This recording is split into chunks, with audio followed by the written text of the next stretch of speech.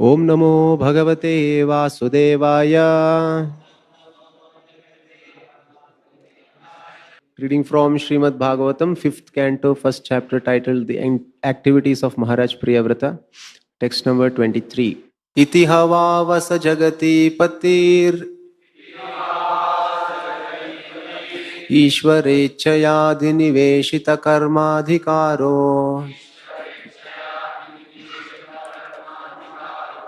अखिल जगत बन्धध्वंसन परानुभावस्य भगवता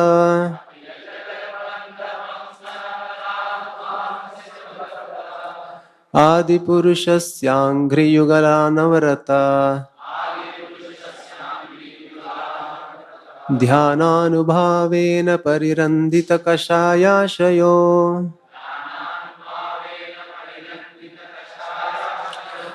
अवदातोऽपि मानवर्धनो महतामहीतलम् अनुशशास.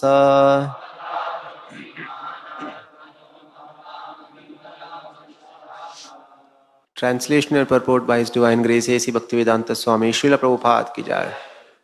Translation. Following the order of the Supreme Personality of Godhead, Maharaja Priyavrata fully engaged in worldly affairs, yet he always thought of the lotus feet of the Lord, which are the cause of liberation from all material attachment. Although Priyavrata Maharaj was completely freed from all material contamination, he ruled the material world just to honor the orders of his superiors. Purport by Srila Prabhupada. The words Manavardhano Mahatam, just to show honor to superiors, are very significant. Although Maharaja Priyavrata was already a liberated person and had no attraction for material things, he engaged himself fully in governmental affairs just to show respect to Lord Brahma. Arjuna had also acted in the same way. Arjuna had no desire to participate in political affairs or the fighting at Kurukshetra, but when ordered to do so by the Supreme Lord Krishna, he executed those duties very nicely. One who always thinks of the lotus feet of the Lord is certainly above all the contamination of the material world. As stated in Bhagavad Gita, Yoginam api sarvesham madgatena antaratmana shraddhavan bhajate yomam same yuktatamo mataha. Of all yogis, he who always abides in me with great faith, worshipping me in transcendental loving service, is most intimately united with me in yoga and is the highest of all. Maharaja Priyavrata, therefore, was a liberated person and was among the highest of yogis, yet superficially he became the emperor of the universe in accordance with the order of Lord Brahma. Showing respect to his superior in this way was another of his extraordinary qualifications. As stated in Srimad Bhagavatam 6.17.28, Narayana paras sarve na kutaschana bibhyati swargapavarga narakeshapi tulyartha darshinaha. A devotee who is actually advanced is not afraid of anything, provided he has the opportunity to execute the order of the Supreme Personality of Godhead. This is the proper explanation of why Priyavrata engaged in worldly affairs, although he was a liberated person. Also, only because of this principle does a Mahabhagavata who has nothing to do with the material world come down to the second platform of devotional service to preach the glories of the Lord all over the world. Thus ends the Bhaktivedanta purport. So in this verse, we are seeing how Shukadev Goswami is summarizing. All of this is Shuka Uvacha.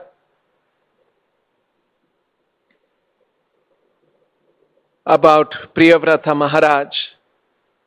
Because in the first verse of this chapter, Parikshit had asked, Rajo Vacha, Priyavratho Bhagavata, Atma Ramaha, Katham Mune, Gruhe Aramatha, Yanmulaha, Karma Bandhaha, Parabhavaha.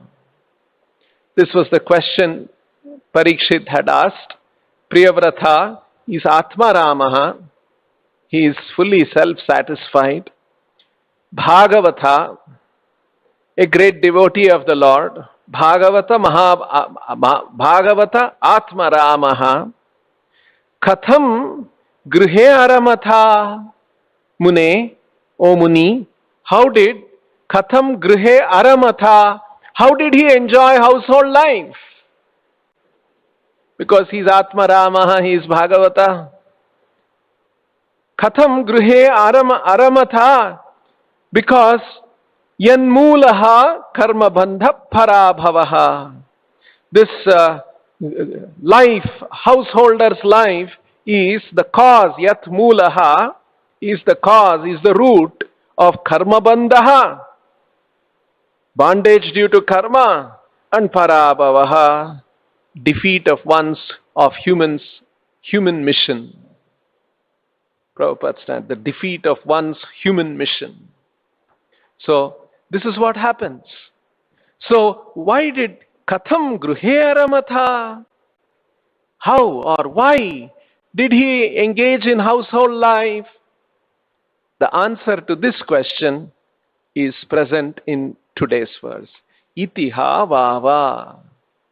Katham Gruhe Aramatha.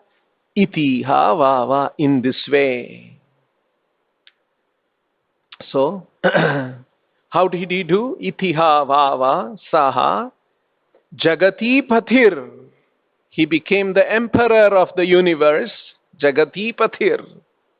But Ishvara Ichchaya, on the basis of the order of the Lord, on the basis of the desire of the Lord, Ishvara Ichchaya Adhiniveshitha. Niveshitha, to fix, to become engaged. Adhiniveshitha, to become fully engaged. So he became Adhiniveshitha Jagatpathir Ishvara Ichchaya. On the order of the Lord, he became fully engaged in the affairs of Jagatipati as the emperor of the universe, Karma Adhikaro. So in the affairs of the material world, Karma Adhikaraha, as an authority of all worldly affairs, he became Jagatpati. Of what? Akhila Jagat, of the entire universe. So, Jagatpati, Ishvara Ichchaya, Adhiniveshita, Karmadikaro, Akhila Jagat. But generally we know this kind of a material, Karmadikaro, material affairs will bind one. That was the question that Parikshit had asked. No, he did that, but Bandhadvamsana Paranubhavasya Bhagavata Adipurushasya Angri Yugala Anavarata Dhyananubhavena. How did he engage in the affairs of the material world? Bhagavata Adipurushasya, referring to Krishna, the Lord Adipurushasya, Angri, lotus feet, Yugala Angri, Angri Yugala, his two lotus feet, Anavaratha, always, constantly, Anuvaratha Dhyanenu Bhavena, constantly meditating on the lotus feet of the Lord. And so what is the effect of that? When one does meditation on the lotus feet of the Lord, Bandhadvamsana Paranubhavasya. The meditation on the lotus feet of the Lord exactly destroys the bandha, bondage to the material world. Bandha Dhvamsana. Bandha Dhvamsana Paranubhavasya. This is the transcendental influence. Para Anubhavasya. This is the transcendental influence of the meditation of the lotus feet of the Lord. And hence, although he was engaged in worldly affairs, getting entangled. So that's the intent. And in this way, Paranubhavasya Bhagavata Adipurushasya Angri Yugala Anavarata Dhyananubhavena. What happened to him by his Dhyananubhavena? Parirandhita Kashaya Ashaya Avadhato. Parirandhita, completely destroyed. Kashaya, contaminations in his heart. Ashaya, in the heart, or all dirty things, dirty material desires. Avadhato, became purified, completely purified. So that was Priyavrata's position. Kashaya parirandhita dhyananubhavena parirandhita kashaya ashayo avadhato avadhataha. Heart was completely purified on account of the transcendental influence of the meditation on the lotus feet of Bhagavata Adi Purushasya. Although he was pure like that, Prabhupada has used the expression, he was liberated. So, avadhato api, although he was liberated, although he was purified completely, manavardhana mahatam. Mahatam, of a great personality, manavardhana, mana, respect, vardhana, in order to increase the respect. And here, manavardhana mahatam, mahatam manavardhana, is referring to Lord Brahma. Great personality like Lord Brahma, it was his order. So, mahatam manavardhano mahitalam anushasasa. And hence this material world, mahitalam anushasasa, he ruled over. So, this is a wonderful explanation to Parikshit's question. Why did he engage in household affairs, which is actually the cause of all bondage? Or why did he engage? How did he engage in such affairs? So Shukadev Goswami is answering. Following the order of the Supreme Personality of Godhead, Ishvara Ichchaya, Maharaj Priyavrata fully engaged, Adhi Niveshita, fully engaged in worldly affairs, Karmadhikaraha. Yet he always thought of the lotus feet of the Lord. Bhagavata Adi Purushasya Angri Yughala Anavarata. He always, Anavarata, thought of the lotus feet of the Lord, which are the cause of liberation from all material attachment. Bandhadvamsana paranubhavasya.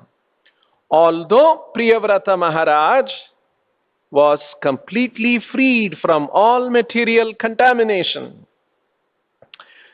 parirandhita kashaya ashayo avadhato api, he ruled the material world, mahitalam manushashasa, just to honor the orders of his superiors. Mahatam manavardhano, mahatam mahitalam anushashasa. He ruled the material world just to honor the orders of his superiors. That's why in the purport, Prabhupada is saying, Manavardhano Mahatam,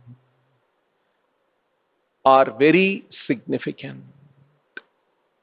So what was driving Priyavrata Maharaj to rule the world, to be in the palace, to have the position of an emperor, and with that position comes all the aristocracy and all the different facilities of an emperor, power, influence, and all these things, and worldly affairs.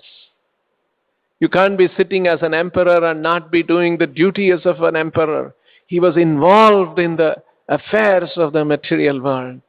But when he was doing all of that, what was driving him? It was not pleasure of ruling and controlling and enjoying all the material facilities and the riches and the opulence that come with being a Jagati Pathir. That was not what was driving him. What was driving him is Mahatam Manavardhanaha. I'm doing all this in order to offer my respect to the order given to me by Lord Brahma.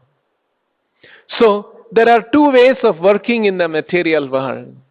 One way is to be involved in the material affairs and deriving pleasure out of it and enjoying that I am controlling all these resources, I am controlling all these people and getting some pleasure and being driven by that day after day. Today I'll get more pleasure, tomorrow I'll get even more pleasure. That's one way of working in the material world.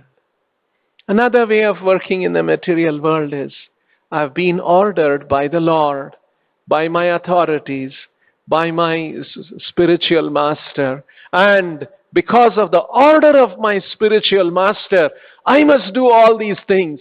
I did these things today. Tomorrow I'll do more things on the order of the spiritual master to please the Lord, to please Krishna. This could be another kind of a driving force. So, Priyavrata, he was an emperor. For him, it was Manavardhano Mahatam. Mahatam Manavardhano. That was driving him. So this is an incident. And then Prabhupada has quoted in the first paragraph of the purport. This is the reason why Priyavrata became the ruler. Or this is the reason, this is the way how Priyavrata became the ruler. And instantly Prabhupada is quoting another example of somebody who acted on the order of the Lord against his desire. In Priyavrata's case also it was not his desire. He was already in the midst of the Gandhamadana hills, happily renounced everything, and he was happily involved in spiritual life. Did not want to get involved in karma adhikaraha, affairs of the material world with adhikara and activities and all of those kinds. Away from that. But still he did, because manavardhano mahatam. And in the same way, there was another example of Arjuna. He didn't want to fight. He saw it was his grandfather, his teacher, and all his cousins after all. It's okay, let them rule the world. We will go back to the forest. We can be your brothers, all of us. We'll just live in the forest. We were anyway returned from the forest. We'll go back to the forest. He was prepared to do that. But then he took up the arms and was ready to fight on the order of the Lord. So, human activity can be due to two impetus. One impetus can be, I must enjoy. Another impetus can be, it is the order of my superiors. In obedience to the order of my superiors, I will act. So, millions of years ago, Priyavrata, we are seeing how he acted. And 5,000 years ago, we are hearing about Arjuna, how he acted. And Srila Prabhupada has created an opportunity for all of us to act in the same spirit today in this world. In Kali Yuga, which is considered to be full of disadvantages, where spiritual life, spiritual principles don't work. They are not on the forefront of anybody's life. They are the most forgotten principles and values. And in such an atmosphere, all of us can lead a life of manavardhano mahatam. That can become the impetus for our life. Such a facility Srila Prabhupada has created. He has created an institution to follow, to implement the mission of the Lord. That was the order of his spiritual master. That was the order of all the previous acharyas. That was the order of Chaitanya Mahaprabhu. And in order to implement that, he has given us an institution. He has given us life. Just see, what a wonderful thing. From morning till evening, we can be engaged in the mission of the Lord. So, such a wonderful facility. That's the beauty. Imagine, when did this Priyavrata Maharaj's Leela happen? In fact, in the previous purport, Prabhupada said, in some part of the universe, because it's talking about here, he's the Jagatipati. In some other part of the universe, somewhere, he was the Swayambhuva Manu's order it was, and then he was going to rule, and some millions of years ago. But there was a certain spirit that was governing great personalities' activities, Priyavrata Maharaj's activities, because he is Bhagavata Atma Ramaha. And that same spirit in our lives. Who are we, ordinary people of this material world? We were all trying to enjoy the material world in different ways. What have we got? We had nothing to do with all these sublime principles. To us, Prabhupada has given a lifestyle. He has given us good food. He has given us good shelter. He has given us good lifestyle. He has given us good activity. All with a transcendental gain. Just like here, Paranubhavasya. How this can have a transcendental influence on our lives. It's not a small thing. It's a very, very extraordinary blessing of Srila Prabhupada. In fact, Srila Prabhupada was so careful about all these things. He and his spiritual master also, Bhaktisiddhanta Saraswati Thakur, he knew that in Kali Yuga, if we have to make Kali Yuga souls like us take to Krishna consciousness, if the Acharyas tell us, under a tree you practice Krishna consciousness. See, that's what the Goswamis were doing. They were not staying under one tree. They would move from one tree to another tree. Where were they dwelling? They also came from very aristocratic families. But they were staying under the tree. So Mandalapatim Shrenim Sada Tuchchavat. They were all Mandalapatis. Came from very aristocratic positions in life. And they were living under a tree. This is actually spiritual life. But the Acharyas know, if we tell this is the spiritual life, all of us will run away. To live under a tree, we want a big house, we want a big bungalow, we want to work hard and enjoy life. This is our spirit. This is our thinking in this material world. To grab them, to grab such souls. And there was that quote recently, I'm sure some of you would have read that also. Once Prabhupada asked the question, is a devotee crooked or straightforward? So everyone thought that, no, Prabhupada, every devotee of Krishna is very straightforward. Prabhupada said, no, devotee is very crooked. So they didn't know what Prabhupada was saying. Then Prabhupada, see how crooked I was? I captured all of you. You were all in some Western countries trying to enjoy life. And then I captured all of you. And now you are all chanting Hare Krishna. You have become vegetarians eating Krishna Prasadam. So how I have captured all of you by trick. I tricked all of you. So, yes, Prabhupada has tricked all of us, knowing our weaknesses. And he has given us wonderful prasadam. He has given us wonderful deities, wonderful kirtan, singing, dancing. What a life and activities. So, this is the beauty of Srila Prabhupada, to implement the spirit that was actually working during the time of Maharaj Priyavrata, which is Bandha Dhvamsana Paranubhavasya, so that our bondage to this material world is destroyed. So, and then another important, and this is very nicely brought out by Krishna in the 12th chapter of the Gita. So, here, Priyavrata, he is not in the forest. He's not practicing some kind of a severe austerity, not eating, living under a tree. None of those things.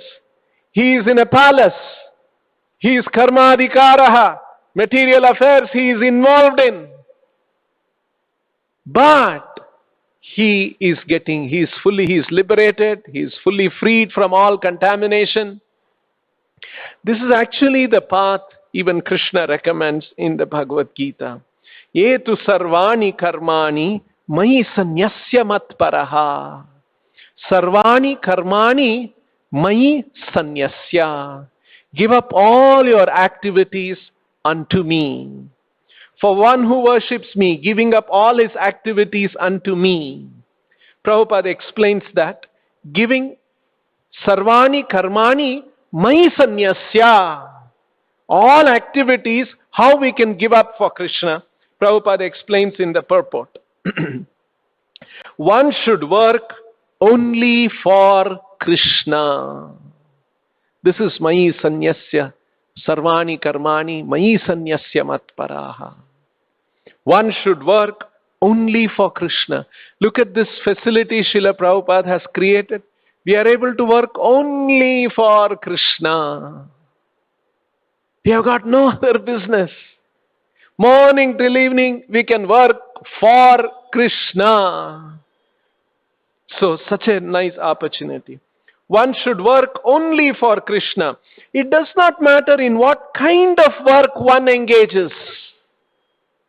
It can be one kind of work or another kind of work. It does not matter. But that work should be done only for Krishna. It should be in Krishna's service. It should be for pleasing Krishna. It should be according to the order of Krishna. All of this makes it working for Krishna. Giving up everything for Krishna. It does not matter in what kind of work one engages, but that work should be done only for Krishna. That is the standard of devotional service. This is the standard of devotional service. The devotee does not desire any achievement other than pleasing the Supreme Personality of Godhead. His life's mission is to please Krishna. This should become our life's mission. Because in ignorance, earlier we were thinking, my life's mission must be, I must please my parents. I must please my, whatever family or whatever, different stages of our lives. So, his life's mission is to please Krishna, and he can sacrifice everything for Krishna's satisfaction. This is the test that a devotee, whether the desire is strong enough or not. Because Krishna, unless we desire very strongly with determination, he will not bless us with that opportunity. So, whether we have a strong desire, what is the test? Willing to sacrifice. He can sacrifice everything for Krishna's satisfaction, just as Arjuna did in the battle of Kurukshetra, or Priyavrata did here in this example. Priyavrata was ready to sacrifice everything because it was the order of great personality.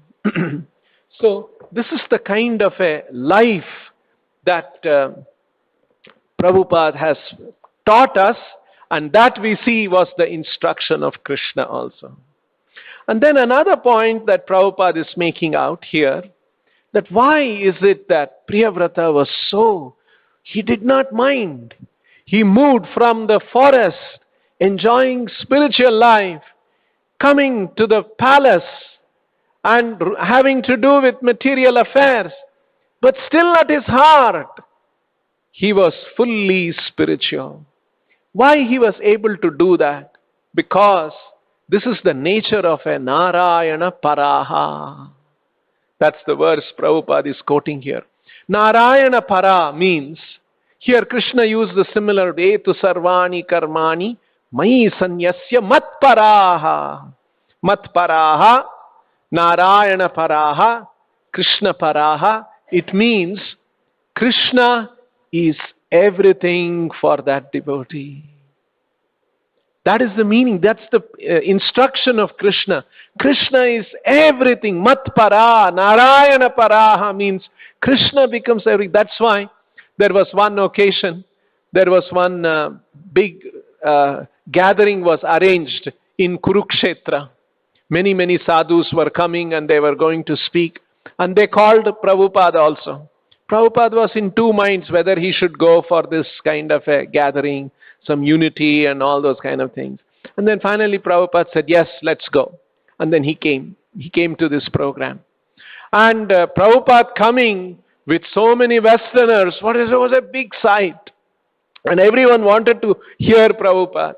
So, because, Prabhupada's success was so much, world over, in the 1970s, it was Indian sadhus, they were all recognizing that. And so they wanted Prabhupada to speak, but they would make always Prabhupada the last speaker. Because, so that everybody will stay waiting to hear Prabhupada. If Prabhupada speaks and, after that, the whole crowd will thin out.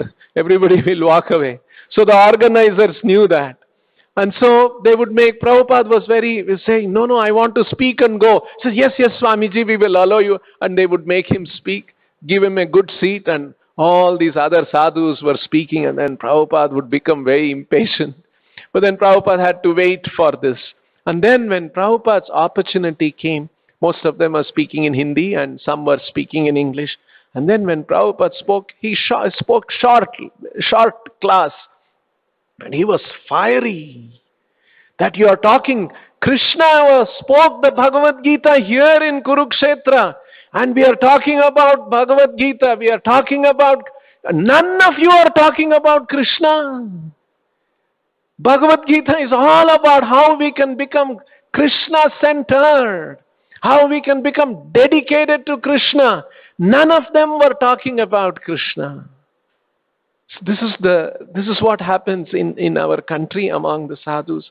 And that's why Prabhupada is pointing out, Narayana para sarve. If one becomes Narayana para, completely focused on Narayana, na kutaschana bibhyati, he does not fear any state of life. Na kutaschana bibhyati. Swarga, he may go to the heaven. Apavarga is liberation. Naraka, he may go to hell also. Swarga apavarga narakeshu api tulya artha darshinaha. Tulya artha darshinaha. He sees all of them with equal value. Tulya artha darshinaha. This was the consciousness of Priyavrata, and this is the consciousness one can have if one becomes Narayana paraha. So this is how to answer Parikshit's question. He was Narayana paraha. He was Manavardhana Mahatam. In order to fulfill, that was driving him. I must fulfill the order of my superiors. And that's kind of a life Prabhupada has gifted all of us. We can simply be thinking, this is to honor the order of our spiritual master and all the predecessor spiritual masters. We have to do this. Whether we are chanting, whether we are doing kirtan, whether we are doing deity worship, whether we are doing some service, all of that is for what? Manavardhana Mahatam. Such a wonderful life, isn't it? Not just for my sense gratification, I am doing all these things. Manavardhana Mahatam. That is why I am doing all these things. Such a transcendental, wonderful life Srila Prabhupada has given us. We'll stop here. Grantaraj Srimad Bhagavatam ki, Srila Prabhupada ki.